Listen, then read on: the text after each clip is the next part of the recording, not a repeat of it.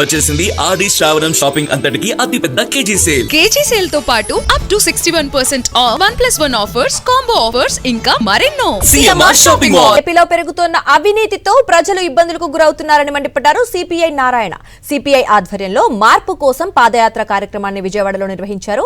అమరావతి నిర్మాణం పూర్తి కాకుండానే మరో 30,000 ఎకరాలు అడుగుతున్నారని, అక్కడ ఒక్క అడుగు ఇక్కడ ఓ అడుగు వేస్తున్నారని ఆగ్రహం వ్యక్తం చేశారు. ఇక మూలం గుర్తించకుండా బుడమేరు ప్రక్షాళన సరికాదు అన్నారు సిపిఐ నారాయణ. బుడమేరు వరదల్లో బాబు ఫోటోలకు ఫోజులుస్తూ తిరిగాడని, కొల్లేరులో ఆక్రమణలను తొలగించే ధైర్యం చంద్రబాబుకు లేదు అన్నారు.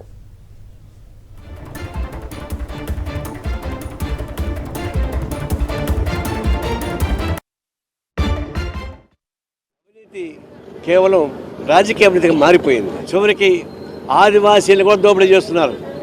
అడవి హక్కుల చట్టాన్ని మార్చి దాని నుంచి సంపన్న వర్గాలకి వాళ్ళకి అప్పగిస్తున్నారు. ఎప్పుడు వర్షాలు వచ్చినా విజయవాడ వన్ టౌన్ మునిగిపోతూ ఉంటుంది. అది ప్రతిసారి మేము ప్రయత్నించాం. ఇప్పుడేమైంది, బుడమేరు చెప్పి తిరుగుతూ ఉన్నారు చంద్రబాబు నాయుడు. బుడమేరు కాదయా, అసలు సమస్య ఎక్కడుంది? అసలు సమస్య ఎక్కడుంది? కొల్లేరు పరిష్కారం చేయకుండా బుడమేరు సమస్య పరిష్కారం కాదు. బుడమేరు సమస్య పరిష్కారం కాకుండా విజయవాడ సమస్య పరిష్కారం కాదు.